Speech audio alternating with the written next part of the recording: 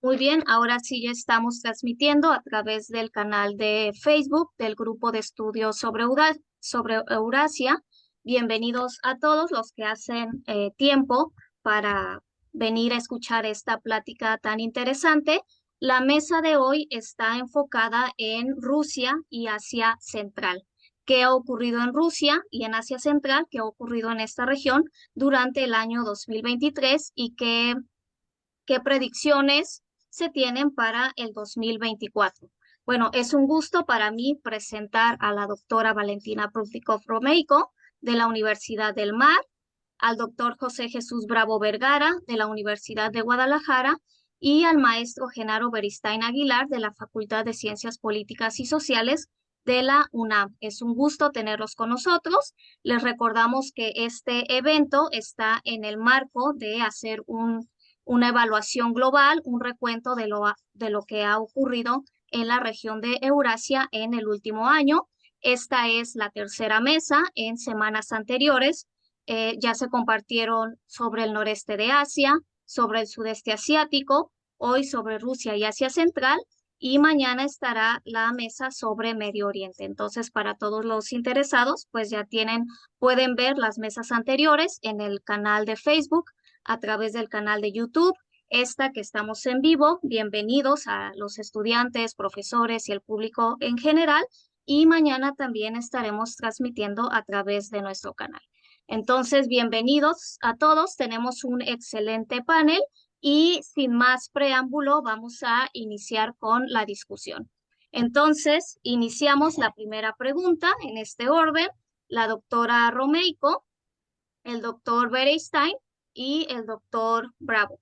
Así que la primera pregunta es, ¿qué eventos o procesos marcaron a Rusia y Asia Central durante el 2023? Doctora Prudnikov. Muchas gracias por la invitación. Saludos al auditorio, saludos a mis estimados colegas. La relación entre Rusia y Asia Central tiene muy fuertes raíces históricas. Ahorita creo que voy a abrir un poco más el tema, pero contestando brevemente a la pregunta, mi estimada doctora Mónica, es precisamente el auge muy fuerte económico que se presenta en 2023 en el territorio de Asia Central. Entonces vamos a abrir un poco más el contenido, o más bien la respuesta, por qué surge eso. Y como parte de raíces, me gustaría decir que son, primero, histórico-geográficos. Si miramos el mapa de Asia Central, nos vamos a dar cuenta que hay, en el sur de esta región hay una barrera muy alta de las montañas desde el Burs, Pamir, Tian Shan, que separa literalmente esta región del resto de Asia, de Afganistán, de Irán, de China. Y es un momento geográfico, podemos decir que dio en su historia una amplia entrada y salida, podemos decir también, a territorio de Rusia y de Siberia. ¿Por qué? Porque la parte norte de Asia Central precisamente es la parte plana. Las estepas de Kazajistán precisamente, ¿no? Son más planos en todo el territorio.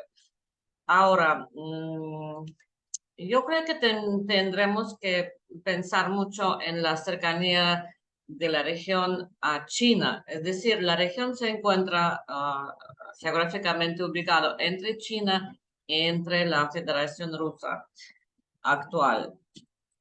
Otros elementos, tal vez también históricos, son sistemas de infraestructura que se han formado a lo largo de la época de la URSS y se ha desarrollado en específico no solo ferrocarriles y carreteras, sino también óleo y gasoductos dirigidos a la parte europea de la Federación Rusa. Ahora, hablando otra vez de la geografía, estamos viendo un aislamiento, cierta concentración de la región dentro de la región de Asia, sin salida al mar, porque el mar Caspio, como se sabe, pues no tiene ducto o conexión, digamos, con el Mar Negro. Entonces, para la región, tener vecindad con la salida al Océano Mundial, a los mares, es de suma importancia. En este caso, otra vez, volvemos a lo mismo. Es el Cáucaso, que colinda con la región, es la misma Rusia, y es China, que representa mayor, son tres regiones, tres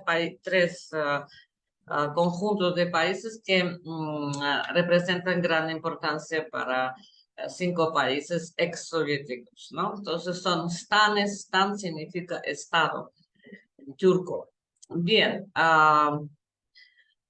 si estamos hablando de la historia, les quiero recordar también la teoría de Hartland de Mackinder, el político y geógrafo inglés, quien elaboró una teoría generalista sobre el pasado, presente y futuro del mundo, del poder sobre todo mundial, donde, curiosamente, el punto clave de su teoría se centra en el territorio de Asia Central. Es decir, según su teoría, el corazón continental asiático, Asia Central, controla el resto, podemos decir, de Eurasia, y quien controla entonces Asia Central controla el resto. Pues así fue la teoría elaborada al inicio del siglo, y probablemente podemos también, si estamos hablando de la historia, recordar que los británicos se cruzaron en sus intereses precisamente para colonización de Asia Central con Rusia, con Imperio de Rusia, Imperio británico, Imperio de Rusia, en el territorio cercano de Asia Central. Me refiero a Afganistán directamente y a norte de India, bueno, a India en su totalidad, ¿no? Entonces estamos hablando de esos elementos, tal vez son conocidos, pero yo por mi experiencia veo que son poco conocidos, por lo menos en ciencia geopolítica, a muchos se nos olvida este pasado tan importante. Ahora, tenemos que contemplar dentro de la transición de la Federación Rusa durante prácticamente 30 años, pero en específico los últimos 20 años, la región juega papel muy importante en la situación demográfica de la Federación Rusa, y también en la cuestión de abastecimiento de minerales para la minería rusa. Hablando de migración necesaria, migración laboral de la región de Asia Central, vamos a subrayar solo varios países. No son migrantes de Kazajistán, no son migrantes de Uzbekistán, pero sí hay una gran parte de tres otras repúblicas, Tayikistán, Turkmenistán, Kirguistán, que son precisamente presentes en el mercado laboral en Rusia. Eso es por la cierta crisis que está viviendo la Federación Rusa en cuestiones demográficas, donde la tasa de natalidad durante los últimos 30 años está más bajo que la tasa de mortalidad, con algunos años de excepciones. Ahora, viene también el elemento de finanzas que necesitamos contemplar, porque los migrantes que se presentan en mercado laboral en Rusia están enviando gran cantidad de dinero a sus países, a sus familias, que también es una interdependencia, podemos decir de alguna manera. Y claro, el inicio de la guerra del año 2022, en febrero, ha cambiado drásticamente la situación en relaciones entre Rusia y las cinco repúblicas, los cinco estados independientes.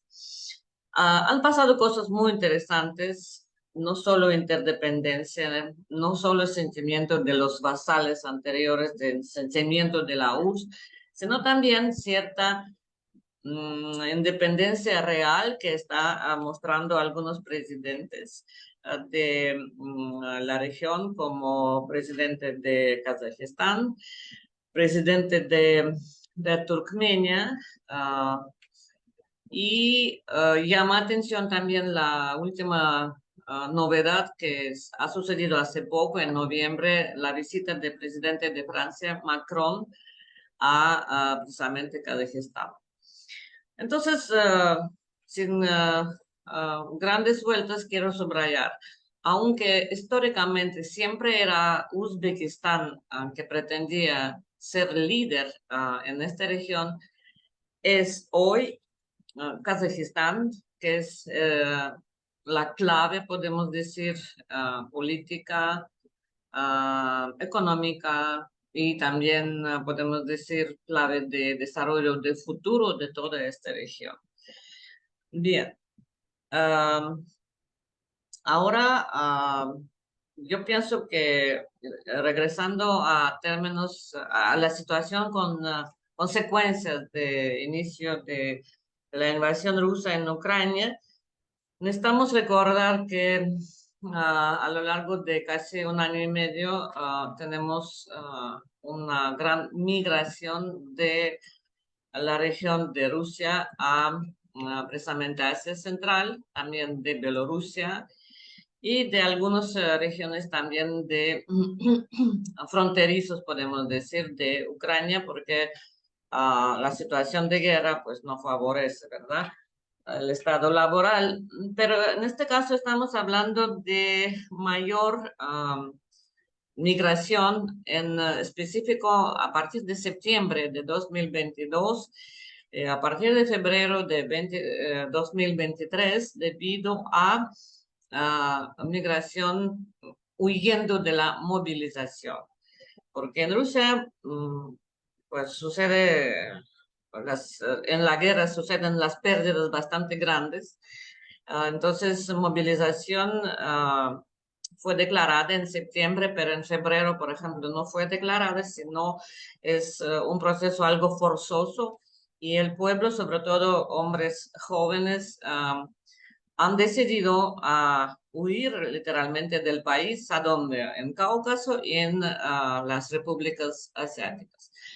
Bueno, y huyen no solo cerebros, sino también dinero de Rusia, huyen empresas que también tratan de resguardar precisamente su nivel de desarrollo ante las sanciones. Sanciones es un tema muy grande, sanciones del occidente, en específico, ¿verdad?, de Europa, que por un lado iniciaron dar su resultado en 2022, pero por otro lado lo que estamos viendo hoy, bueno, en este año 2023, no funcionan. Y donde Asia juega papel fundamental. Tras de Asia, Rusia tiene reexportaciones de las partes más necesarias para su desarrollo en cuestión electrónica, elementos para equipos de transporte,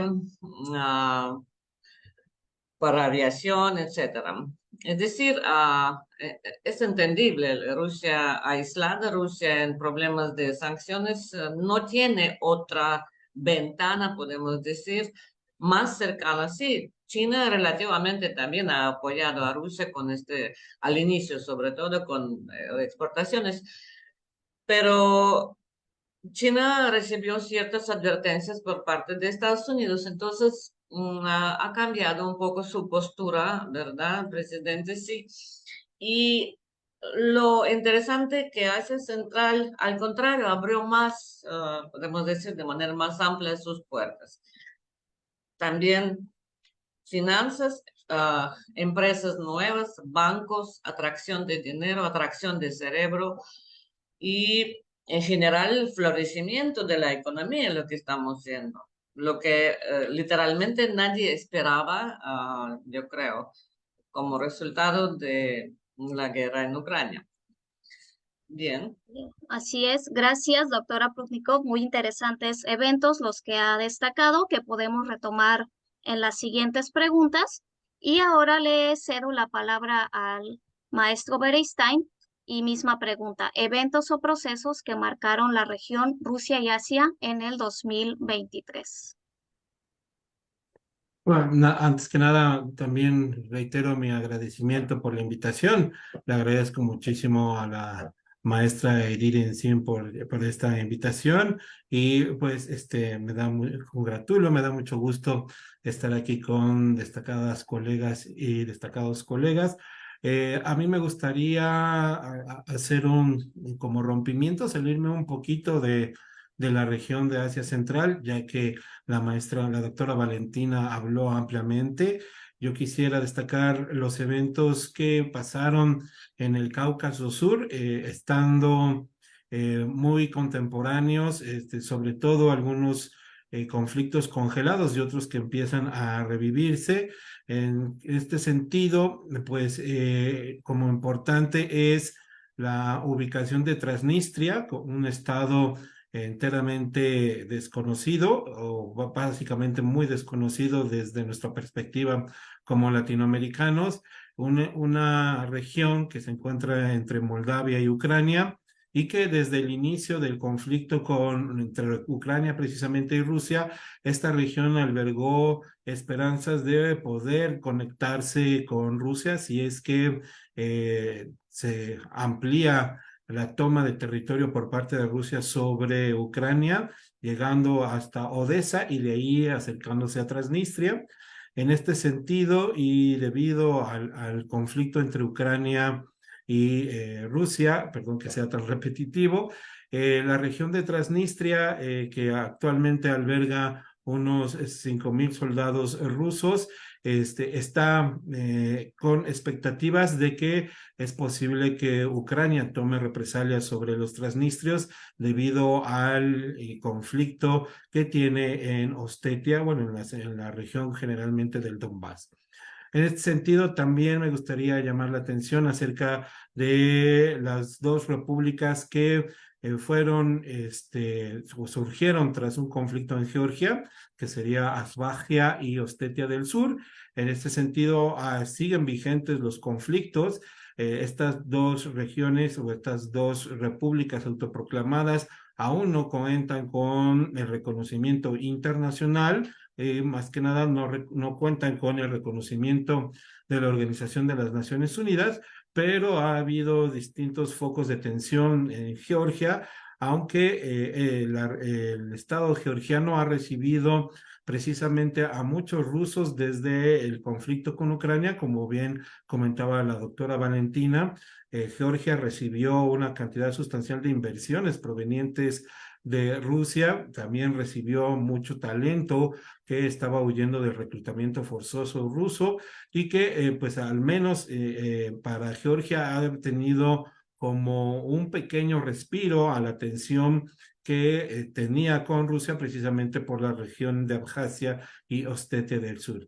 Finalmente, también me gustaría llamar la atención acerca del conflicto de la República de Artsaj, ahí entre Armenia y Azerbaiyán. Tenemos un conflicto que incluso en septiembre de este año volvió a intercambiar disparos, tanto la gente, los armenios que se encuentran adentro de Azerbaiyán y que buscan el reconocimiento de su propia república, y que, pues bueno, eso se concentra en la región de Karabaj, aunque para Azerbaiyán el conflicto ya no está tan vigente, para los armenios es otro discurso, mientras que los azeríes hablan sobre la región del Karabaj, los armenios hablan de Nagorno-Karabaj, ¿no? Como un conflicto todavía bastante distante a una solución. Entonces, recientemente estos territorios o estados autoproclamados se reconocieron mutuamente para poder tener una mayor consideración a nivel internacional. Aún no trascienden a otros estados su reconocimiento, pero todo apunta a que muy pronto eh, el territorio o los territorios de Ostetia del Sur y el territorio de Ansbach puede ser reconocido por Tuvalu, por Vanuatu, incluso por Venezuela. Venezuela en el sentido de que pues está dando su apoyo precisamente a Rusia para buscar reconocer estas regiones. Pero por otro lado, Vanuatu y Tuvalu están buscando aliados porque están a punto de desaparecer producto del cambio climático y el calentamiento global. Sus territorios, sus islas, están cayendo o están desapareciendo bajo el mar. Y entre más estados con ellos mantengan relaciones, entre más estados puedan ellos acompañar su causa, pues están buscando al apoyo de la comunidad internacional, ¿no? Entonces, yo por el momento lo dejaría hasta aquí. Muchas gracias. Muy bien, muchas gracias, maestro Beristain. También muy interesantes los puntos que trae a la mesa. Y continuamos ahora con el doctor Bravo. Adelante. Muchas gracias a la maestra Edith, obviamente a Mónica, obviamente a mis colegas les saludo. Mucho gusto también en poder participar en esta mesa. Doctora Valentina, profesor Beristain, encantado de estar aquí y de compartir esta mesa con ustedes. A mí me gustaría completar tanto lo que ha dicho la doctora, o aprovechar, mejor dicho, los planteamientos de la doctora Valentina y del profesor Beristain en los siguientes sentidos. Precisamente cuando se habla de qué es lo que ha sucedido con Rusia y el centro de Asia en este año de 2023, hay que irnos un poco también a la dinámica histórica que se presenta. Hay que recordar, a final de cuentas, que las 5 repúblicas de Asia Central fueron parte del Estado soviético, Kirguistán, por ejemplo, Uzbekistán y Turkmenistán son las primeras repúblicas de Centroasia o centroasiáticas que se unen al Estado soviético en la década de 1920. Posteriormente sería Tayikistán y finalmente hacia 1936, por ahí, serían Kazajistán y Kirguistán. Entonces, me parece que esto es algo interesante. Empiezan a ser estados que, según la Constitución soviética, con las mismas condiciones que Rusia, que Ucrania, que Bielorrusia, que el resto de las repúblicas. Y se unen a partir precisamente, o dejan de ser consideradas evidentemente, como lo eran anteriormente, provincias en el antiguo imperio zarista, y son consideradas como repúblicas, al menos, insisto, en la Constitución, con igualdad de derechos que Rusia, que Ucrania, que Bielorrusia, que las otras o que el resto de las repúblicas soviéticas. Fueron 5 de las 15 repúblicas soviéticas. La relevancia de Rusia me parece que es fundamental, la influencia que sigue teniendo sigue siendo fundamental. En el año pasado, todavía podemos hablar del año pasado, en unas semanas podemos hablar de hace 2 años, pero todavía podemos hablar del año pasado, en 2022, a inicios de 2022, hay que recordar que se presenta el episodio en Kazajstán, un levantamiento en Kazajstán a partir del alza, por ejemplo, del precio del gas, de los hidrocarburos, en un país que detenta gran capacidad en hidrocarburos y que además detenta arriba del 50 y el 60% del PIB de los países de Asia Central, algo que es muy importante que señaló la doctora Prudnikov, y que es algo relevante, y el que participa para apoyar el mantenimiento del orden a partir precisamente de un acuerdo que tienen los países de la ex Unión Soviética, es precisamente Rusia, que apoya el mantenimiento del orden en el caso de Kazajstán. Hay que recordar también que las repúblicas de Asia Central, junto con Rusia, con China, y desde 2017, válgame aquí la situación también importante, con India y con Pakistán, la Organización para la Cooperación de Shanghái, sí, que es algo sumamente relevante. Hay que recordar que es la zona tan relevante que bien menciona también la doctora Prudnikov, el ámbito de de Asia Central, la cuestión geopolítica, precisamente de Halford Mackinder, que señalaba precisamente la relevancia del Herland. Quien domina el Herland domina el mundo. Después, obviamente, sale el planteamiento estadounidense con Nicholas Spikman, ¿no? Haciendo una especie de llave de jiu-jitsu, teóricamente hablando, por decirlo de alguna manera, cuando habla de el Rimland, ¿no? Quien domine el mar domina el Herland, el anillo continental domina el Herland, quien domina el Herland domina el mundo, ¿no? Utilizando ese planteamiento, y que al final de cuentas hace como la gran estrategia de Estados Unidos para plantear la directriz de una superestructura de la hegemonía que aún detenta. Entonces, si tomamos en consideración todo esto, tenemos que tomar también en cuenta la relevancia que tiene para Rusia, evidentemente, Asia Central. No nada más por la historia desde la época zarista, no nada más desde la historia, desde la época de la conquista y el control de Siberia, sino también por la etapa soviética y desde luego, después de la Unión Soviética, por lo que queda en la interacción postsoviética en ese sentido. Entonces, por eso se vuelve relevante.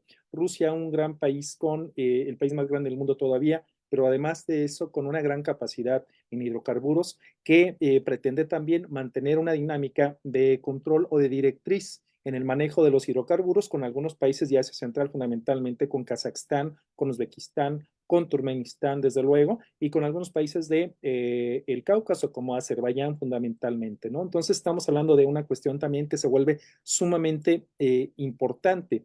Pero ¿qué es lo que sucede también? Desde el punto de vista de lo que está manejando el profesor Beristain, es algo que es muy importante. La relevancia que tiene para Rusia el extranjero próximo, la idea del extranjero próximo, que es la relevancia de aquellos repúblicas que fueron parte del esquema de la estructura soviética. Entonces estamos hablando de algo que es sumamente importante. Quizás a los países bálticos es algo que está fuera del alcance de Rusia, pero el resto de las repúblicas tienen cierto cimiento, cierta dinámica, cierto enlace con la idea rusa de la continuidad de una influencia que desgraciadamente ve cada vez más desgastada para la causa rusa, evidentemente. Sí, quizás para otros no es tan desgraciada la situación, pero para Rusia es lo que está sucediendo en cierta medida. Evidentemente también es importante señalar que Rusia ha procurado mantener muchas conexiones con estos países de Asia Central a través de diversas vías, por ejemplo, el pacto de Shanghái, la Organización para la Cooperación de Shanghái, evidentemente junto con China. Y hay algo importante también, que la interacción que mantiene con China puede hacer o puede servir en dos vías para Rusia. Una es precisamente fortalecer o la posibilidad de fortalecer su posición de Rusia en Asia Central, pero ahora compartiendo esa situación con la República Popular de China. Ese es el gran reto que tendría que plantearse para Rusia. En un momento, eso sí, que cuando menos hoy en día, China mantiene una idea de la relevancia de Rusia con la proyección que tiene, desde luego, de la construcción de la nueva ruta de la seda, ¿no? Del proyecto que tiene de Belt and Road Initiative. ¿Sí? Entonces, esa es la relevancia que creo yo que tiene enormemente Asia Central para Rusia. ¿Qué es lo que sucede a partir de la guerra con Ucrania? ¿Qué es lo que sucede a partir, obviamente, de 2022, lo que llevamos de 2023, que ya, bueno, se acaba el año, prácticamente es precisamente una mixtura, no quiero plantear una dicotomía, pero sí una mixtura de situaciones en las cuales, por ejemplo, las repúblicas de Asia Central no reconocen las regiones anexadas por Rusia a costa de Ucrania, como Zaporizhia, como Yarkov, como Lugansk, como Donetsk, por ejemplo, que eso es importante señalarlo. Sin embargo, han sido muy prudentes en apoyar plenamente a Occidente. De repente apoyan algunas sanciones, pero no se plantean completamente del lado de Occidente, porque al final de cuentas mantienen un vértice constante con Rusia y asumen, obviamente, dentro de una esfera de dinámicas de enlace, los vínculos con Rusia de alguna manera u otra se siguen manteniendo. Entonces, esta parte me parece que es importante. Es una mixtura, a final de cuentas. Y Rusia, a su vez, sobre todo, que es algo importante también señalarlo, es que independientemente del no reconocimiento de las anexiones por parte de Rusia a costa de Ucrania, por el otro lado, Putin tiene que reconocer que no debe de presionar tanto a las repúblicas de Asia Central, porque a final de cuentas se está desgastando esta influencia rusa en estas repúblicas, y lo que menos quiere ahorita Putin es que esto pueda todavía desgastarse aún más. En 2023, en mayo, también hay que recordar la presencia de la República Popular de China, que en una reunión en territorio chino se presentan precisamente con los presidentes de las 5 repúblicas de Asia Central. Y el planteamiento es muy claro. si vamos a tener un punto de consideración, tendríamos que plantear que las repúblicas de Asia Central tienen alrededor de 50 millones de habitantes en un territorio inmenso, en un territorio rico, estoy hablando en términos generales, y la República Popular de China pues tiene o detenta alrededor de 1.400 y tantos millones de personas. Y la relevancia que tiene este territorio con todos los recursos en los cuales la República Popular de China puede sacar un provecho, es algo en lo que Rusia pone sumamente gran atención. Rusia y China se están, en este momento, no quiero decir disputando la influencia sobre Asia Central, pero sí están compartiendo bastante la influencia sobre Asia Central. Y una dinámica extra que me parece que es importante también señalarlo es la dinámica comercial, económica comercial que tienen Rusia, China y los países de Asia Central.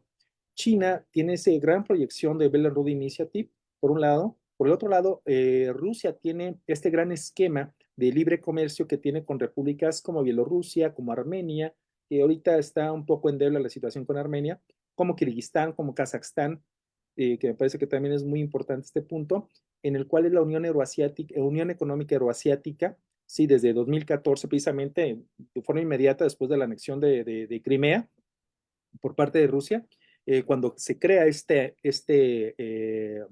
esta alianza, digamos, o este acuerdo, este tratado de libre comercio entre ex repúblicas soviéticas, la cual obviamente, o en la cual tiene un gran dominio Rusia. Entonces, estos son otros puntos también sumamente relevantes que hay que tomar en cuenta. Y la República Popular de China trata de aprovechar esta serie de vértices que ha construido junto con Rusia a partir del pacto, siempre digo del pacto, ¿no? De la Organización para la Cooperación de Shanghái, y desde luego la Unión Económica Euroasiática que mantiene Rusia con estas repúblicas exsoviéticas, dos de ellas de Asia Central, en la cual evidentemente China trata de aprovechar por muchos elementos o con muchos elementos esta posición.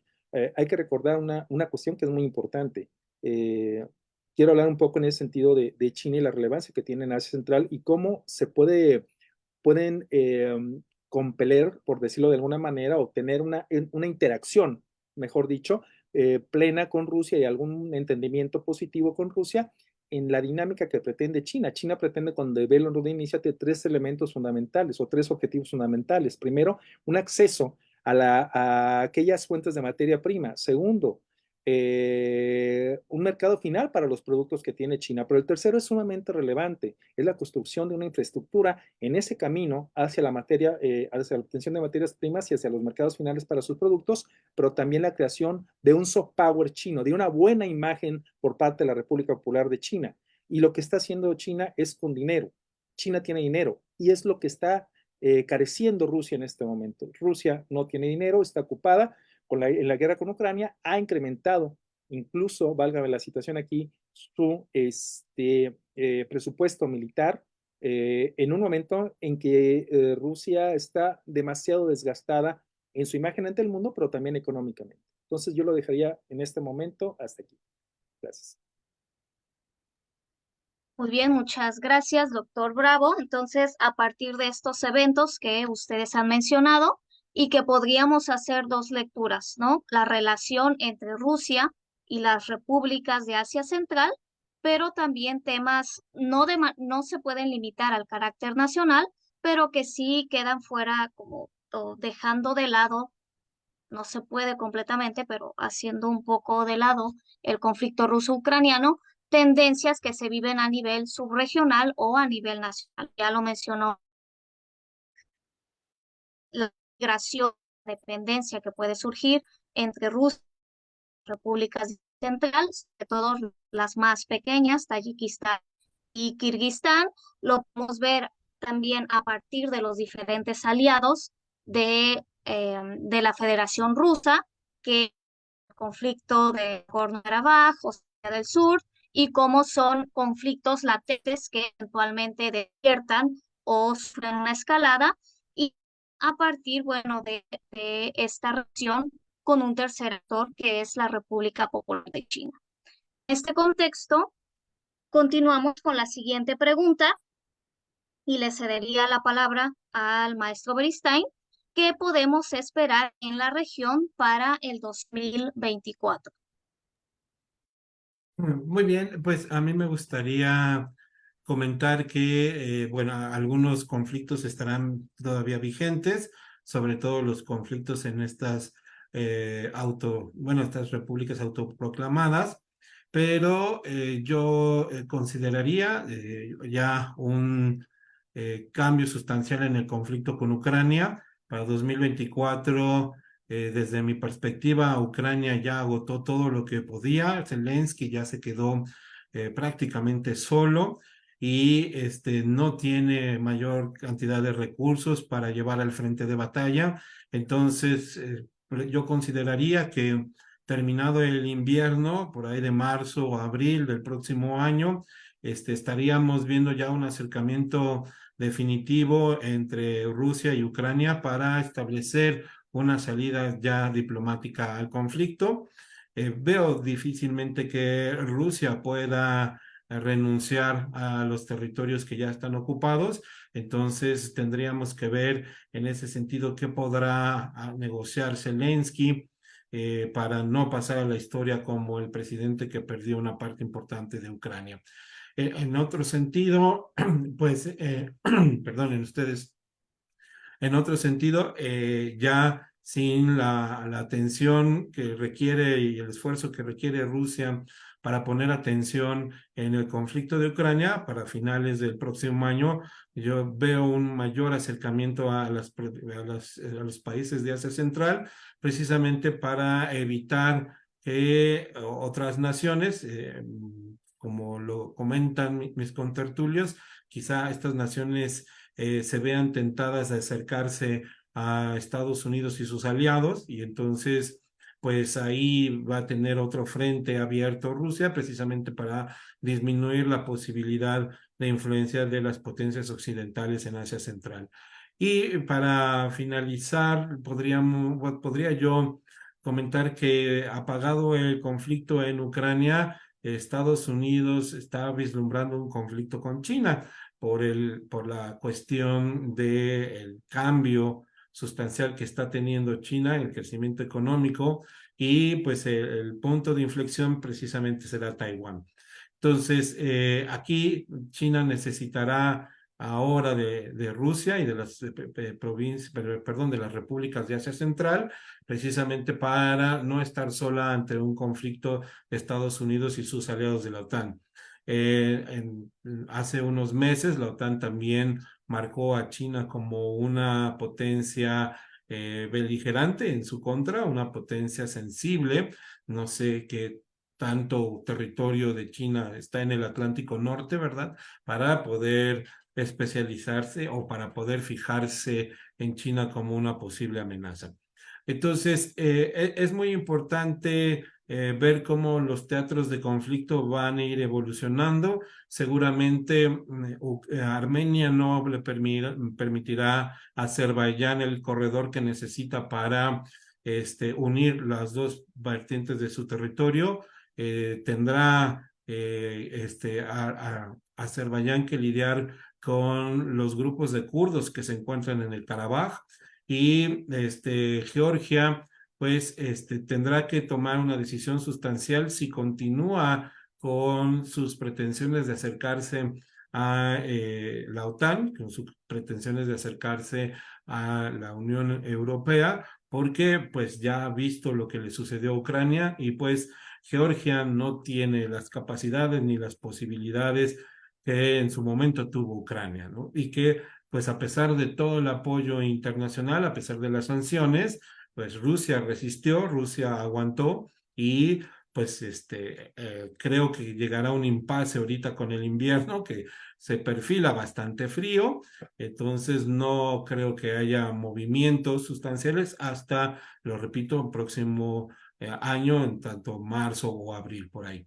Entonces, es importante ver cómo el escenario internacional cambiará para 2024. Seguramente los focos de toda la comunidad internacional estarán precisamente en los acuerdos que se lleguen entre Israel y Hamas, si es que Israel finalmente termina por acabar con Hamas, o simplemente va a ser como una especie de cáncer, diseminando Hamas por más territorios y por más lugares, pero eso robará la atención, ese esquema, esa situación cooptará la atención de los medios internacionales de comunicación, dejando prácticamente en el olvido a Ucrania, dejando en el olvido quizá los conflictos en el Cáucaso Sur y pues bueno, estaremos enfocándonos en otras situaciones. Muchas gracias. Muchas gracias, profesor Beristain. Muy interesante el punto. Podríamos resumirlo en la evolución de los teatros de conflicto y que tal vez nuestros siguientes comentaristas podrían retomar. Y me gustaría añadir una pequeña pregunta, si consideran que el 2023 fue un año de estancamiento para el conflicto ruso-ucraniano y por lo tanto, ¿qué se espera para el 2024? También con esto quiero aclarar que no necesariamente se tiene que centrar la respuesta en sobre este tema porque hay una infinidad de tendencias que podemos percibir en la región. Ahora le cedo la palabra al doctor Bravo. Adelante, profesor. Sí, gracias. Bueno, pues siguiendo un poco la línea que planteó el profesor Beristain, yo veo muy difícil que se pueda presentar ciertos cambios en el sistema de forma inmediata. Yo creo que esto es un poquito más a mediano alcance. Se pudiera plantear el final de la guerra en Ucrania precisamente por el agotamiento de Ucrania, pero hay que también señalar, ¿no? Rusia va a quedar también bastante endeble en ese sentido. Uno de los grandes problemas que ha tenido Rusia es precisamente el de consolidar la imagen de potencia militar cuando no ha podido vencer de una manera inmediata a Ucrania. Es cierto que Ucrania recibe mucho armamento de Occidente y ha recibido mucho apoyo de Occidente y que las instituciones internacionales han sancionado de forma constante a Rusia, y no desde ahora, desde 2014 con la cuestión de Crimea, pero todavía más evidentemente cuando atacó o cuando se dio la operación, como quieran plantearlo, en Ucrania. Entonces creo que va a quedar prácticamente Ucrania muy debilitada, pero Rusia evidentemente también queda bastante debilitada. No creo que sea una victoria pírrica. Si se llega a dar la victoria, a final de cuentas, en 2024, tampoco creo que vaya a ser una victoria pírrica, pero sí va a quedar bastante endeble en esa primera instancia. ¿Qué es lo que también está pasando o qué es lo que puede plantearse? Que Rusia ya está perdiendo en cierta medida cierta credibilidad de su capacidad. ¿Sí? De su capacidad militar frente a los socios en Asia Central. Ese es el otro gran problema. ¿Sí? Si anteriormente, no la primera vez también que sucede, después de la caída de la Unión Soviética hay que tener mucho en cuenta esta situación, se dio problema no nada más con el desmembramiento, evidentemente, de la Unión Soviética, sino también los problemas internos. La cuestión de Chechenia, fundamentalmente, la cuestión de Tartastán, perdón, fue muy claro en ese sentido. Con la llegada de Putin, evidentemente, se intenta fortalecer la imagen soviética, la imagen rusa, perdón, a pesar de que acababa de pasar también el episodio de la operación de la OTAN en Kosovo, que Rusia no pudo, ahora sí que ni meter las manos para tratar de proteger un poco a su socio serbio, ¿no? En ese momento la pequeña Yugoslavia, que incluso en aquel momento se da una declaración de unión de la pequeña Yugoslavia a Rusia. Por ahí está, es algo interesante, es un episodio interesante en ese sentido. Y que evidentemente también será el episodio del ataque por error, o por lo que voy a decir, bueno, ellos mencionan por error la OTAN a la embajada china en Belgrado, ¿no? En 1999. Entonces, este tipo de cuestiones hay que tomarlas en consideración. Evidentemente, Rusia trata de tomar el cauce recupera la soberanía sobre Chechenia, y por el otro lado también se da este episodio que ya mencionaba el profesor Bernstein en la cuestión de Georgia, que es muy relevante, y en 2008, en una operación muy rápida, fulgurante, prácticamente le da una lección militar a Georgia, a pesar de que en ese momento está el presidente George W. Bush en Estados Unidos, ¿sí? Y otra de las cuestiones importantes que hay que señalar, que me parece que de repente se nos puede ir un poco, son el hecho de que en un momento determinado Rusia, durante esa etapa entre 2005 y 2014, tuvo la posibilidad de presionar a países como Uzbekistán, que en 2015 pudo sacar o pudo terminar sus contratos con las tropas estadounidenses que se habían estacionado con permiso del gobierno de Kirguistán, de Uzbekistán, perdón, es de Uzbekistán en 2005 y de Kirguistán en 2014, para ser más claro, los contratos que tenía Estados Unidos que planteaban la posición de tropas estadounidenses en Asia Central, obviamente con el afán de combatir a los talibanes en Afganistán. Entonces, es bien interesante esta cuestión también, me parece que hay que considerarla. Pudieron ejercer cierta presión sobre estos países para que Estados Unidos o que le dijeran adiós a las tropas de Estados Unidos en sus territorios. Entonces, eso me parece que es sumamente relevante, pero, insisto, las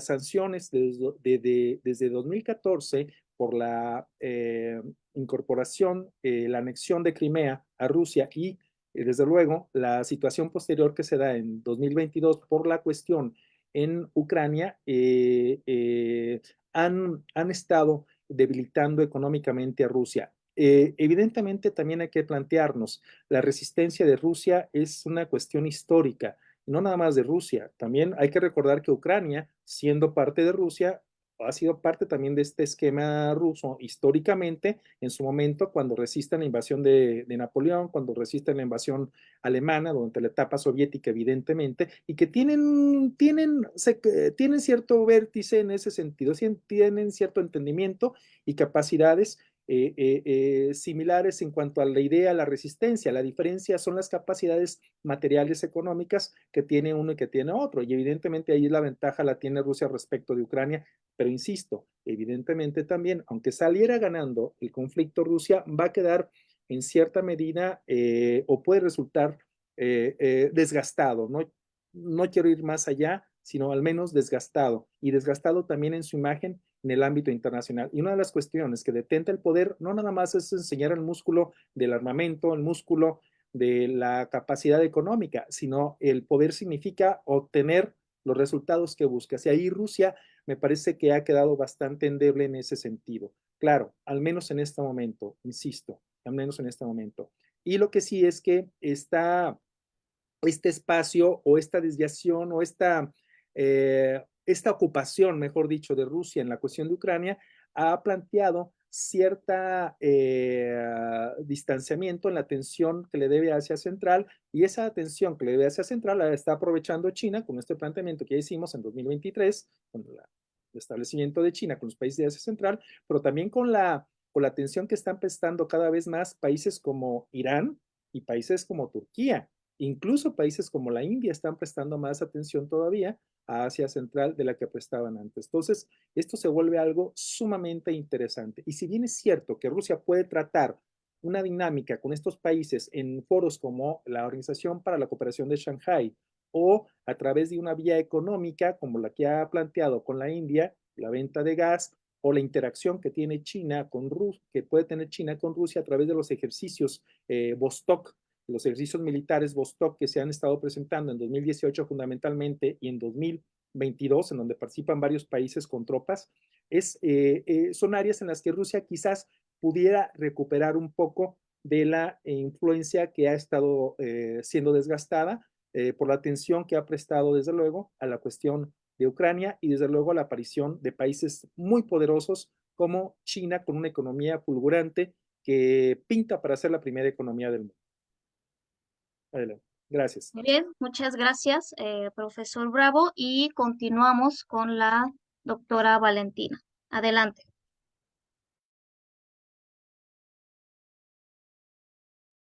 Su micrófono, profesora.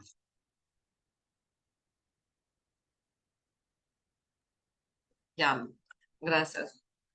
A continuación de opinión de mis colegas, yo diría que todo lo que está ligado con Asia Central en términos generales es muy complejo, porque por un lado tenemos una región, como apenas comentamos, de suma importancia, sea para Rusia, sea para China y hasta para, pues, en términos generales, para la Unión Europea, porque vamos a recordar Asia Central tiene no solo hidrocarburos que normalmente subrayan los expertos, sino una cantidad estratosférica, podemos decir, de minerales de tierras raras.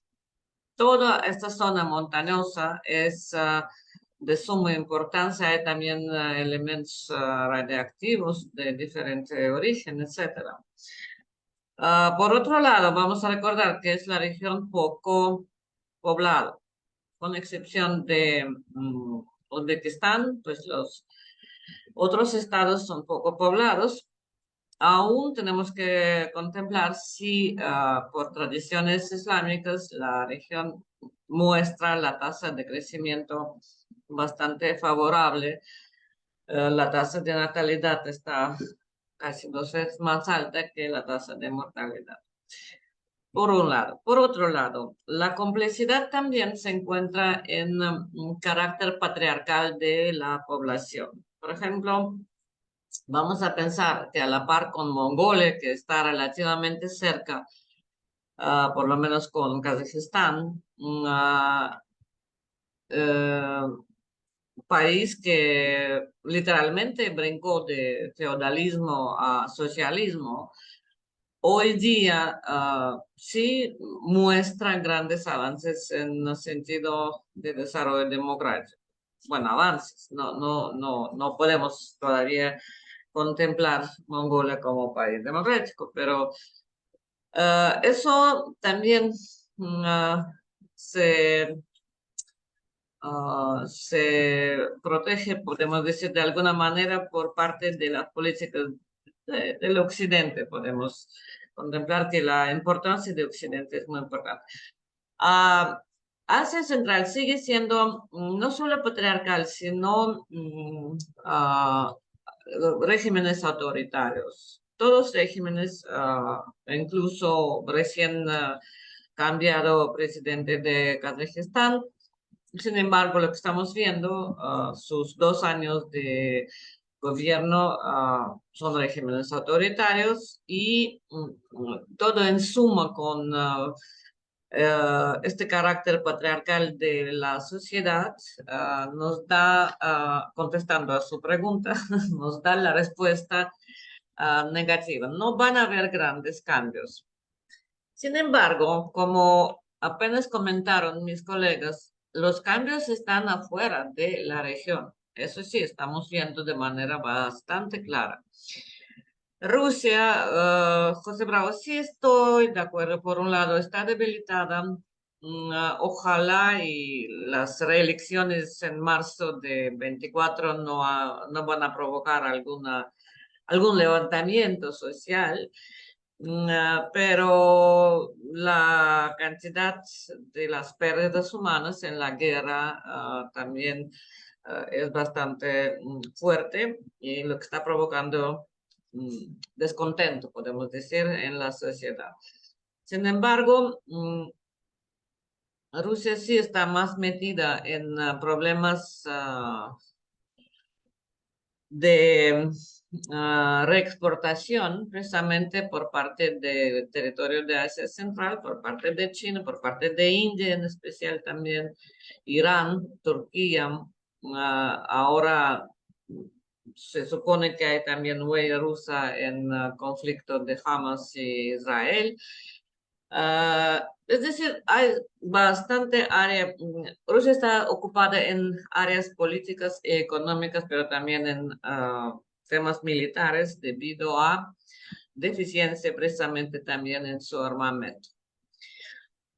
Por otro lado, estamos viendo la misma China, que hoy día sí debilitada, podemos decir también de alguna manera en cuestión económica, está mostrando mayor prudencia, no es tan agresiva su política de inversión, podemos decir, en Asia Central.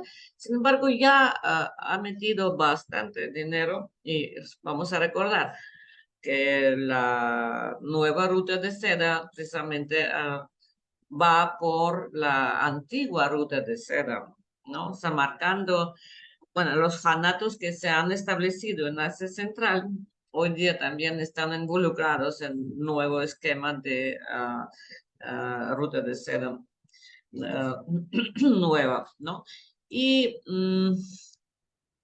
yo diría que la proyección de intereses chinos van a ser, por supuesto, económicos, como siempre con la inversión, y también la búsqueda de cierto balance en su desarrollo, porque vamos a recordar que el noroeste de China, la región de Uigures precisamente está poco desarrollada, más bien es económicamente región deprimida y lo que busca China precisamente es estabilizar también la situación política, social y la economía de la región. Entonces, este va a ser interés común más cercano, más realista y más pragmática para el próximo año, según mi punto de vista, entre Asia Central y China a mayor grado que con la Federación Rusa.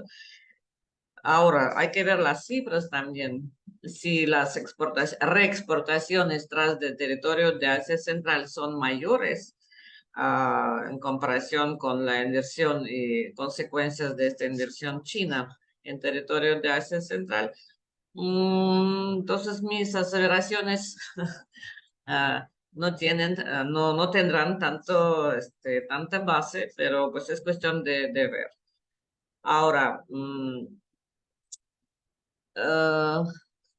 hablando de relación de Rusia con Asia Central, tenemos que contemplar también un elemento histórico de mucha importancia, como por ejemplo José Bravo apenas mencionó el interés de Rusia zarista en la región de Asia Central, lo que también comentamos se cruzó en su momento con intereses británicos. Rusia zarista estableció inicio precisamente de la formación de infraestructura en Asia. Ahora, en la Segunda Guerra Mundial, la invasión de nazi llegando a la parte central europea de Rusia movió una gran cantidad de instituciones académicas, teatro, culturales, también industriales, donde precisamente a sur de Ural, de Montes Urales, y también en toda la región de Asia Central. Y gracias a eso, en los años 50, la sorpresa académica mundial precisamente era de haber encontrado en Asia Central grandes centros de investigación de todo tipo, desde ciencias duras y hasta teatros, museos, etc.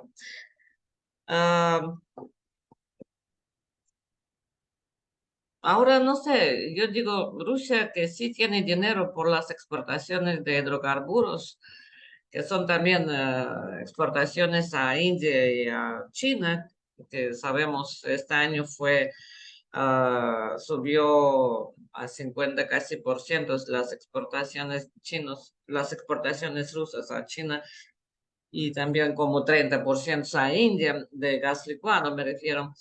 Rusia sí tiene dinero, sin embargo, sus intereses se enfocan ahorita en Ucrania, sí. Vamos a recordar al presidente Vladimir Putin, para Putin sí es de suma importancia la victoria en la guerra. Ahora, por nuestra lógica pacifista, yo creo, ¿verdad? Estamos esperando que el próximo año sí será el último año de conflicto. Conflicto que podrían renovar interés a finales del año, por ejemplo, renovar interés de Rusia a Asia Central.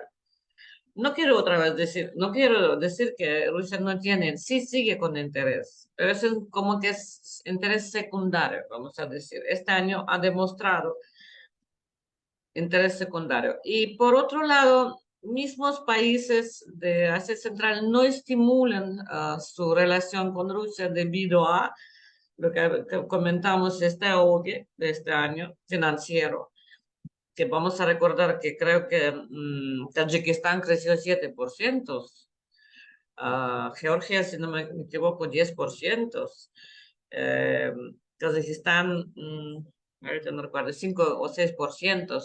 Es decir, la misma Rusia espera crecer este año 2.8%. y la situación de guerra, claro, no favorece. Bueno, entonces, hablando de qué cambios o continuidades se espera entre Rusia y Asia Central, yo diría situación conservada, más o menos en este tipo de términos. Gracias. Muy bien, muchas gracias a nuestros panelistas por esta respuesta. Se han retomado temas muy interesantes, por ejemplo, las elecciones de Rusia en 2024, que además coinciden con las elecciones en Estados Unidos también. Bueno, en Rusia son en marzo, si no me equivoco. En Sí. Estados Unidos van a ser en noviembre. El mismo México, que si bien no tiene este peso internacional como Rusia, la República Popular de China o Estados Unidos, también es un actor importante a nivel regional y tiene elecciones en 2024. Y eso también se presenta para cambios a nivel regional, a nivel internacional. Podemos retomar algunos de estos cambios. Por ejemplo, no es mi intención alargar demasiado el panel, pero podemos retomarlo de manera breve en la siguiente pregunta a partir de un tema tan importante: las elecciones de 2024 en Estados Unidos y cómo se preveía la caída de Vladimir Putin a partir de los magros logros o del poco éxito de cómo se ha extendido el conflicto ruso-ucraniano, y se esperaba la caída o el surgimiento de una oposición más fuerte. Hemos visto que no ha pasado, y agregaría yo esto como si quisieran agregar algún par de comentarios al respecto sobre la situación en la política nacional rusa en términos electorales. Y también continuando con la siguiente pregunta, que viene a cortar un poco esta hilación y nos pone en el rubro de los estudios en México y América Latina: ¿cuál es el estatus de los estudios de Rusia y Asia Central en México, como ya lo mencioné, y en América Latina? Entonces, iniciamos con el doctor Bravo. Adelante, profesor. Y muchas gracias, doctora. Bueno, desde el punto de vista de las elecciones, me parece que va a ser importante, en el caso de Rusia, evidentemente ya señaló la doctora Prudnikov, que gane la guerra en Ucrania, ¿sí? Pudiera presentarse la posibilidad de que se gane la guerra en Ucrania, pero va a dejar, insisto, un desgaste tremendo. Los muertos rusos, o lo que se plantea, las cifras que se sacan de muertos rusos, son más, bastante más, que los muertos que tuvo, desde luego, la Unión Soviética en la invasión a Afganistán, ¿sí? Me parece que esto es un punto importante, ¿sí? En año y medio, en casi 2 años, vamos a año y 10 meses para ser más exactos, que en los 10 años prácticamente en los que estuvo el Ejército Rojo en Afganistán. Entonces, eso me parece que es importante. Obviamente, ¿eso qué es lo que plantea? Plantea que el ejército ruso tiene pies de barro, cuando menos es lo que se está demostrando, ¿no? Hasta el momento, ¿sí? Y eso obviamente va a afectar a Putin en su imagen de hombre fuerte, de hombre poderoso, aunque creo que con todo y ello Putin va a salir ganando la elección. No porque posiblemente se plantee la debilidad de su dirigencia, sino porque a final de cuentas no existe un opositor lo suficientemente fuerte, poderoso, ¿sí? Como para hacer frente a la presidencia que detenta Vladimir Putin. Entonces me parece que ese es un punto importante. ¿Qué sucede con la elección de Estados Unidos? Bueno, si el elegido del gobierno, del Partido Republicano es Donald Trump de nueva cuenta, independientemente de cómo haya quedado con todas las acusaciones que tuvo por el intento de golpe de Estado, ¿sí? En su momento, pudiera darse una situación fuerte, ¿no? Que pudiera ganar Trump, si gana Trump, suponiendo que lo haga, posiblemente va a encontrar de nueva cuenta un intento de acercamiento con Putin, ¿sí? Eso nos va a traer problemas a nosotros, no nos quiere aquí en México, pero también va a traer de nueva cuenta problemas con China. Y ojo con esto, esta es la parte interesante también que creo yo que hay que tomar en consideración. La vez pasada, la administración de Trump en 2017, que empezó en 2017, se planteaba, y algunos argumentaban, que se planteaba una alianza incluso entre Rusia y Estados Unidos. O sea, digo, a mí en lo personal me pareció algo que no tenía sentido. Habría convergencia de ideas quizás entre Putin y Trump o de algunos posicionamientos, pero no existen elementos en la actualidad como para plantear una posible asociación, ya no digo yo alianza, asociación entre Estados Unidos y Rusia si gana Trump, aunque tengan afinidades con Putin o que tenga algún tipo de entendimiento con Putin, ¿no? Independientemente de eso, me parece que no cabe ese punto porque son identidades diferentes, son intereses diferentes y eso es algo que hay que tomar muy en cuenta, ¿sí? Evidentemente también es algo importante de señalarlo. ¿Qué es lo que va a suceder o qué es lo que sucede en esta dinámica?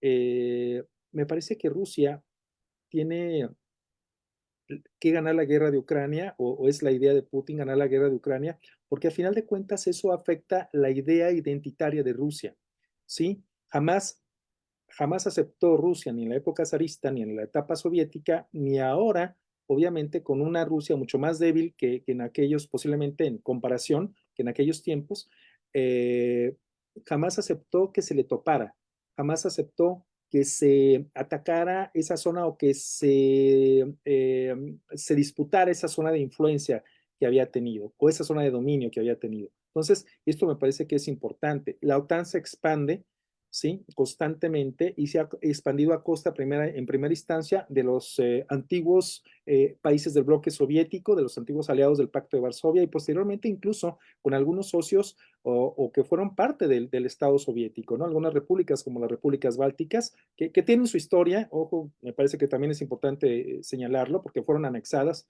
en 1940, no hubo como esa dinámica de movimientos que hubo en Asia Central, en el Cáucaso, en Ucrania, en Bielorrusia. Fue una dinámica un tanto diferente, evidentemente, ¿no? Pero con todo y eso, me parece que es importante señalar que Rusia tiene una idea muy clara, Putin tiene una idea muy clara de detener la expansión de la OTAN a costa del espacio de influencia de Rusia. Y que eso también lo tiene muy en cuenta la República Popular de China. Por eso es importante, me parece, desde este punto de vista, que se fortalezca o que mantenga la idea de fortalecer una dinámica de influencia conjunta en Asia Central. Y por eso son los ejercicios militares que llevan a cabo constantemente Rusia, la República Popular de China y algunos otros países, incluyendo incluso a Mongolia o como en 2022 a la India, o algunos contingentes de India, ¿no? Entonces, esta es la parte, insisto, que me parece importante. Y es más relevante todavía la dinámica que se ha desarrollado en el entendimiento, en la asociación que tienen Rusia y la República Popular de China en esa dimensión, que, por ejemplo, la dinámica misma de los BRICS, como BRICS, ¿sí? Incluso, me parece que es la clave. Rusia, China y quizás un poco más de participación por parte de la India, independientemente de la posibilidad de Brasil o de Sudáfrica. Me parece que esto es clave, porque esto detenta un gran entendimiento sobre la fuerza que señalaba en su momento Hartford Mackinder sobre el Herland, ¿sí? Eso me parece que es fundamental. Y creo que de repente se tendría que pensar en hacer una contrallave, válgame la situación aquí, con el planteamiento que señalaba Spigman, ¿sí? En su momento. Entonces, me parece que es clave este punto. Por eso, tanto el interés de Putin por la cuestión de Ucrania, ¿sí? Y por eso, evidentemente, vamos a ver qué sucede con Estados Unidos si gana Trump, porque posiblemente si gana Trump, también se puede detener el apoyo que se da a Ucrania, aunque ahorita ya le bajaron bastante a la cuestión del apoyo en Ucrania, ya no tienen tanto dinero o tanta disposición para prestarle a Ucrania, pero me parece que si llega Trump al poder, o sea, y si todavía continúa la guerra, me parece que va a ser el fin del conflicto en Ucrania en ese sentido, porque Estados Unidos deja de apoyar a Ucrania, Ucrania no tiene industria armamentista, Rusia sí, que es una enorme diferencia en ese sentido, y además cuenta con apoyo indirecto, incluso de los países de Asia Central, con la venta de drones, con la venta de algunos artículos que utiliza Rusia en la industria armamentista que detenta. Entonces, esa es la parte importante. ¿Qué pasa con México? Me parece que en México no va a haber cambio. Me parece que en México va a seguir gobernando el partido en la actualidad. Lo que sí creo es que debe de de mantener ciertas dinámicas, obviamente, con el socio. No nos podemos mover. Sí, dicen por ahí que geografía es destino y nos toca estar aquí a un lado de Estados Unidos y tenemos que mantenernos en esa dinámica con Estados Unidos. Pero también me parece que puede haber algunas vetas de apertura para una mayor interacción con la República Popular de China, que no tarda en volverse la primera economía del mundo prácticamente, ¿sí? Y por el otro lado, me parece que debe ser muy prudente en la dinámica internacional diplomática, eh, que de alguna manera u otra la ha tenido, ¿sí? Que de alguna manera u otra la ha tenido, pero me parece que ha descuidado bastante el actual gobierno la política exterior. Tengo que ser también muy enfático en eso. Es algo que ha dejado de lado desde el área del ámbito general, del ámbito de la paradiplomacia, fundamentalmente también son puntos que ha descuidado el gobierno del actual partido en ese sentido. Aunque creo que esperaría yo, ¿sí? Que hubiera una redirección en la relevancia que México le debe prestar a las relaciones eh, exteriores, ¿sí? Esa sería mi idea en este momento. Gracias. Bien, muchas gracias, doctor Bravo. Y seguimos con usted, doctora Prudnikov. Gracias por la palabra. La pregunta es tan amplia que yo ahorita, bueno, me enfoco más a los estudios sobre Rusia y Asia Central en tierra de América Latina. Lo que curiosamente México representa tal vez, bueno, atrevo a decir, menor interés en comparación con el resto de la región. Es explicable precisamente por la influencia, yo creo, de Estados Unidos, ¿no? Porque como que para qué estudiar Rusia, para qué estudiar Asia Central. Les voy a confesar, a finales de los 90 me tocó participar en un seminario en el Colegio de México. En esta institución se presentó en una serie de los eventos, se presentó la embajadora de México en Suecia, que a la par fue la embajadora de México en Asia Central. Y yo recuerdo que me dio mucha sorpresa, digamos, cómo puedes manejar de Suecia los asuntos de Asia Central. Bueno, solo en cuestión de visado y elementos diplomáticos de distancia, vamos a decir. Y en cuanto entonces a México, yo recuerdo también un discurso con Pablo Tellman, que en su momento él se quejaba mucho, cubano de origen, muchos años trabajando en México. ¿Por qué no hay interés sobre estudios sobre Rusia y Asia Central? Bueno, podemos seguir preguntando por qué no lo hay, pero sí, en este periodo ha crecido la importancia del tema dentro del mismo Colegio de México. Apareció los estudios asiáticos en la UNAM.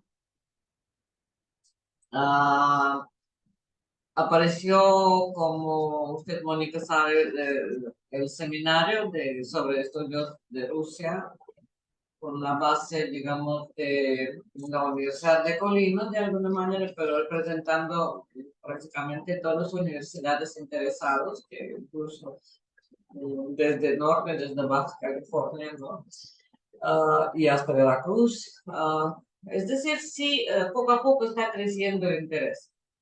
Otra vez, la paradoja, ¿por qué no fue antes? Yo no sé cómo explicarlo. Yo creo que a lo mejor lo explica nuestro compañero de Stein, porque esto requiere saber a fondo la relación precisamente académica, podemos decir, entre escuela mexicana y mundo académico ruso. El Instituto de América Latina en Moscú, pues tiene un centro geopolítico bastante interesante, muy buenos trabajos. Pero nada más, me refiero que sí hay, en Rusia sí hay interés sobre América Latina. Interés fue en su momento bastante politizado, vamos a reconocerlo. También pragmático, con apoyo económico, ¿verdad?, a las nuevas democracias, etcétera. Hoy día, Rusia está presente en Nicaragua, en Venezuela, ni hablar. Venezuela, de hecho, ya está sosteniendo la caja de Pandora en apertura, ¿verdad? Declarando, ¿cuándo fue? Hace 2 días, declarando el presidente de Venezuela de invasión o anexión de territorios regionales de Guyana. Bien. ¿Qué más?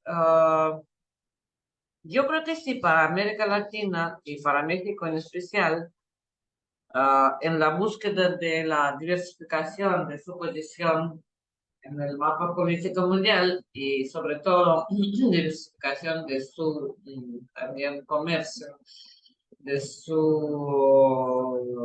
política económica, ampliación también de la visión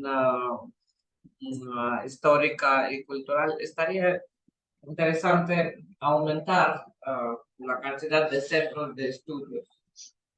El problema aquí, yo creo, que también el gobierno de México históricamente temaba, ¿no? Está muy fuerte y digamos, la presión ideológica que tenía la Unión Soviética en su momento en la región, porque vamos a recordar que en la Guerra Fría, aún siguiendo como patio, como dice un tercero, como es un patio trasero, no me gusta mucho esta expresión.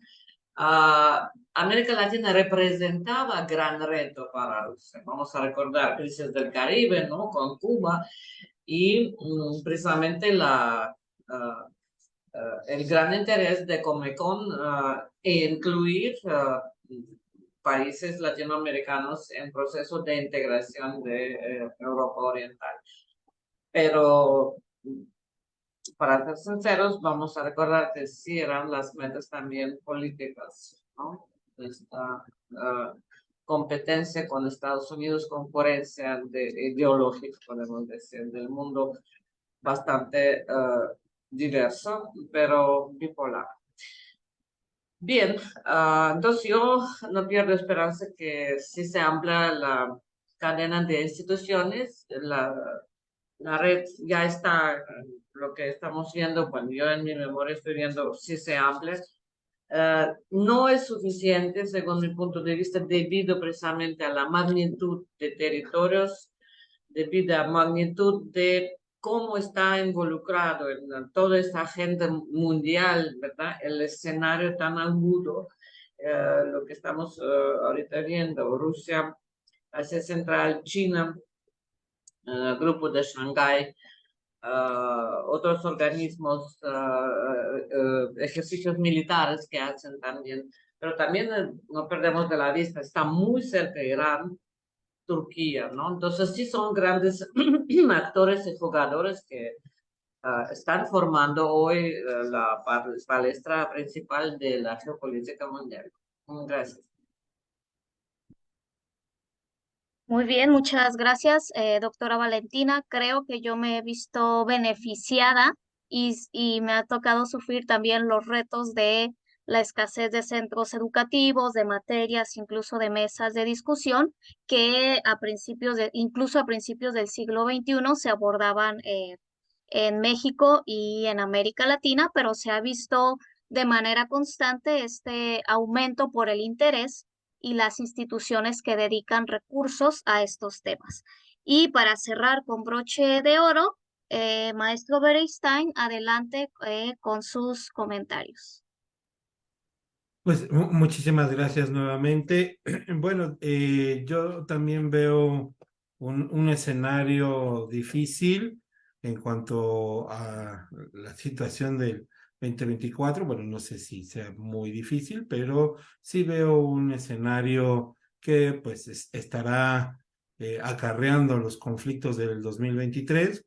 Prácticamente, si en 2024, y aquí coincido con el doctor José Bravo, si Donald Trump llega a la presidencia, habrá cambios sustanciales, no nada más en el aspecto de Ucrania, sino también cambios sustanciales con respecto a la OTAN.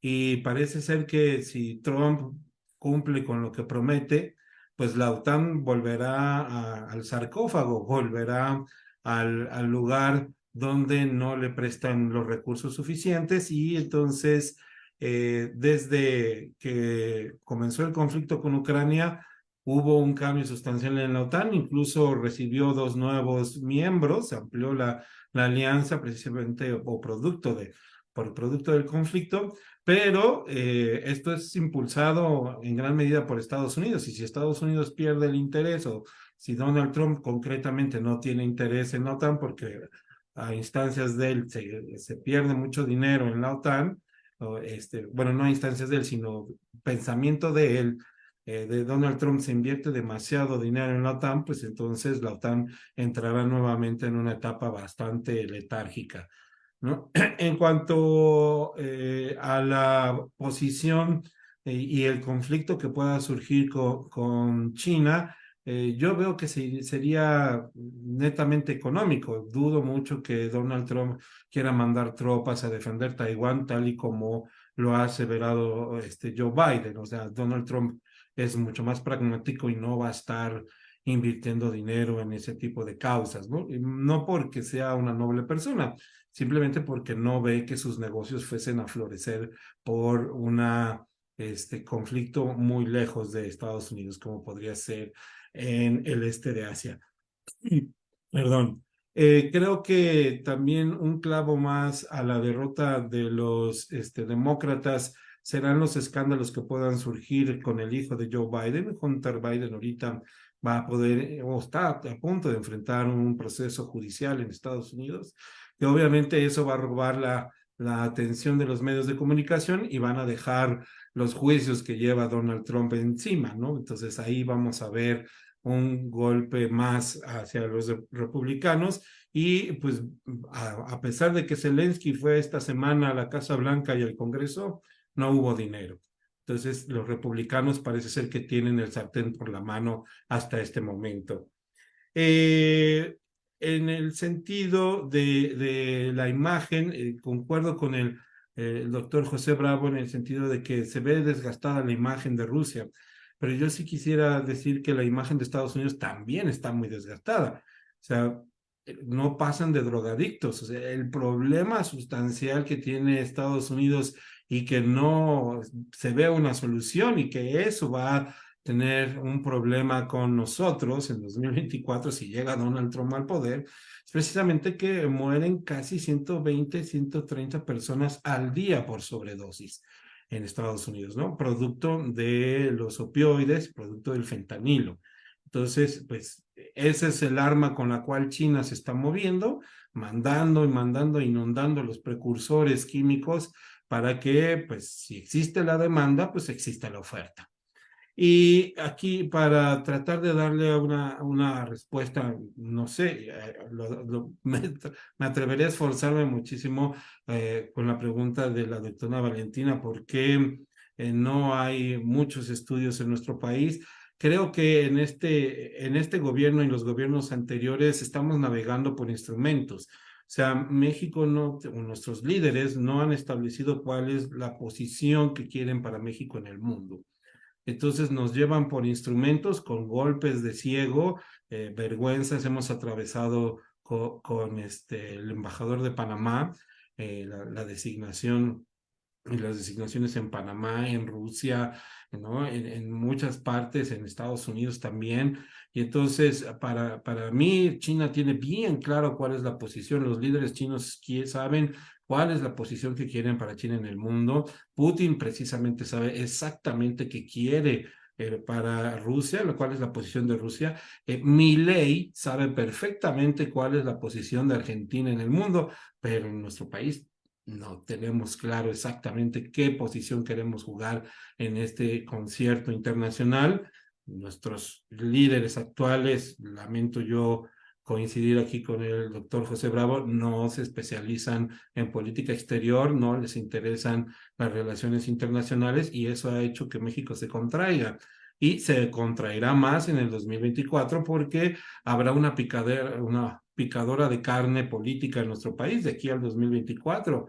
Xochitl y Claudia y quien surja más se estarán apuñalando con todo para las elecciones del próximo mes de julio. Entonces, pues bueno, veremos muy, muy, muy lejos la posibilidad de que el presupuesto que asigna la Cámara de Diputados se vaya a los centros educativos y que los centros educativos pues puedan bajar estos recursos a crear centros de investigación sobre Rusia, Asia Central, el Cáucaso, vaya, como lo decía la doctora Valentina, Rusia estudia América Latina porque tiene claro cuál es su posición del mundo. Estados Unidos estudia todo el mundo, tiene centros para todo y porque saben perfectamente cuál es la posición de Estados Unidos en el mundo.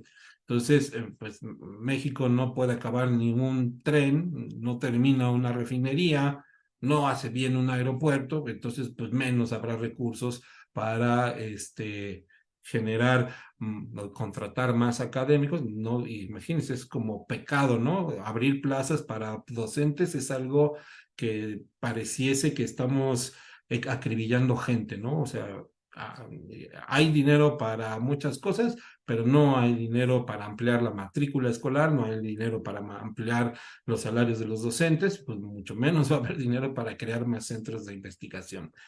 Siento ser muy pesimista y más en estas fechas decembrinas, pero pues eso es lo que se vislumbra para el 2024. Coincido con la doctora Valentina, muy pocos cambios en lo general y quizá cambios en lo particular. En Ucrania, quizá, ojalá y ya por fin en la franja de Gaza y en otros conflictos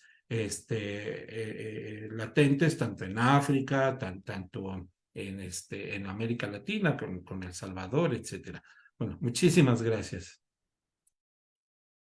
Muchísimas gracias, profesor Beristain. Y bueno, ya para ir cerrando la mesa, agradezco nuevamente la participación de los tres profesores investigadores de diferentes casas de estudio a nivel nacional. Tenemos la UMAR, la Universidad de Guadalajara, la UAM, todos aportando para generar conocimiento. Entonces, y les daría un par de minutos. Tengo entendido, doctor Beristain, que usted tiene que retirarse muy pronto. Entonces, les cedo un par de minutos para cerrar algún comentario que haya pendiente y esta sería nuestra última intervención. Entonces, doctor Beristain, si tiene un par de minutos más, iniciamos con usted para ir concluyendo.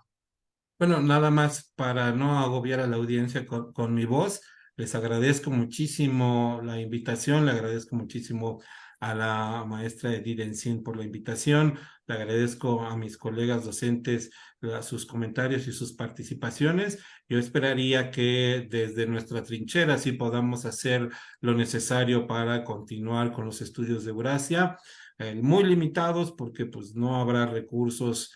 No veo que haya recursos para instancias de investigación o algo parecido, pero pues podremos hacer nosotros algo desde nuestra trinchera y creo que lo haremos bastante bien. Muchísimas gracias y aprovecho para desearles unas felices fiestas decembrinas.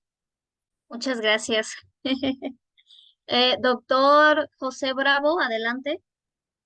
Y pues igualmente muchas gracias por la invitación, un placer coincidir en esta mesa contigo, Mónica, con la doctora Prudnikov, con el profesor Beristain, agradeciendo a Edith también la invitación, yo encantado, y simplemente también añadir esta parte, ¿no? Me parece que el año que entra tiene buenas, o se ven buenos elementos para el análisis, para los internacionalistas. No sé qué tanto cambie, evidentemente, pero hay que esperar, hay que ver cómo se van desarrollando las dinámicas en la elección en Estados Unidos, en la elección en Rusia y desde luego la elección que queda aquí. Y precisamente lo que nos compete aquí es los estudios sobre Asia Central me parece que es una parte muy flaca que tiene la Academia Mexicana, ¿no? En relaciones internacionales me parece que la única escuela o la única universidad, evidentemente, es la UNAM, la que está manejando con mayor ahínco. Hay seguramente algunos profesores que por su cuenta trabajan el área, pero que desgraciadamente no se encuentra como ese interés pleno sobre el área de estudio. Y me parece que es algo muy relevante por lo que viene. Lo que viene es el Belt and Road Initiative, lo que viene es la expansión de la influencia china a través de esa dinámica de geopolítica con herramientas económicas. Sí, me parece que eso es la parte interesante también que viene. Y me parece que hay que tomarlo desde una trinchera a través de vías, cuando menos colaterales, ¿no? Aquí estamos en el Centro de Estudios para América del Norte del Departamento de Estudios del Pacífico. Vemos las economías de APEC, tenemos que ver a China, tenemos que ver a Rusia, y en ese sentido también se empieza a implementar muchísimo el entendimiento del estudio del Indo-Pacífico. Bajo ese esquema me parece que es sumamente relevante hablar también de las proyecciones que tienen Rusia y China en el centro de Asia, y evidentemente todo lo que esto lleva en el contexto de esa competencia, por no llamarlo o no querer llamarlo todavía una disputa con el poder hegemónico todavía de Estados Unidos. Muchas gracias por la invitación y felices fiestas igualmente. Muchas gracias, doctor Bravo. Y terminamos con usted, doctora Prudnikov. Gracias a todos por la colaboración, por la invitación, por palabras y por interés también a este tema, porque francamente sí es no muy frecuente, vamos a decir, en México el interés a Asia Central, y sobre todo en este contexto tan amplio que hoy hemos escuchado opinión desde elecciones en Estados Unidos hasta estado de economía de misma China.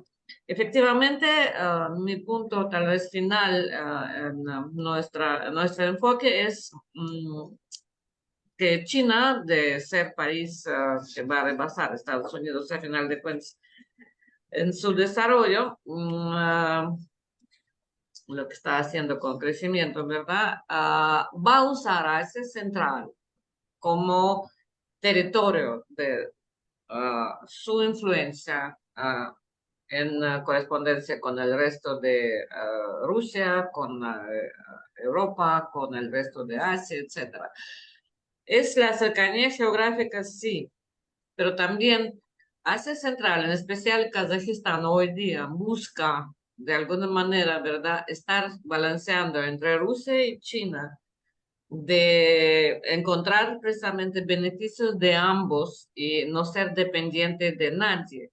Sin embargo, con declaraciones de su presidente actual, Tokayev, estamos viendo que sí, él confía más hoy día, confía más en la política de China, aún también tomando en cuenta que los chinos nada hacen gratis, ¿verdad?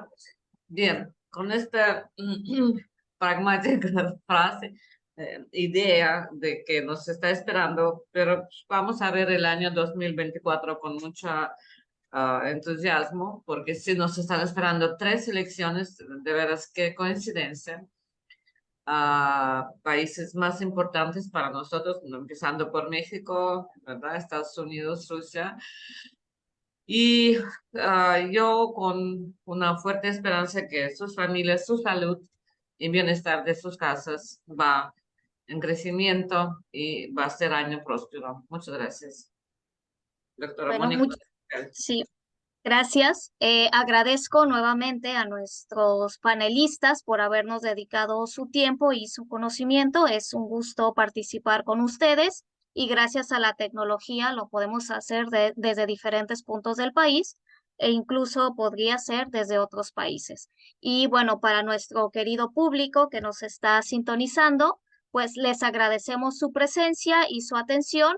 Y como conclusión rápida podemos ver, bueno, hay que seguir las notas para 2024, y vemos que la realidad internacional es muy compleja y que siempre 1 hora y media, 2 horas no van a ser suficientes para poder deshebrar y explicar todos los detalles que suceden en una región o en un país de nuestro interés. Entonces, agradecemos también a Edith por haber organizado estas mesas desde el noreste de Asia, sudeste asiático, Rusia y Asia Central, y mañana les recordamos sobre Medio Oriente en el marco del 5º aniversario del Grupo de Estudios sobre Eurasia. Y bueno, con esto cerramos y buena noche para todos. Muchas gracias. Hasta luego.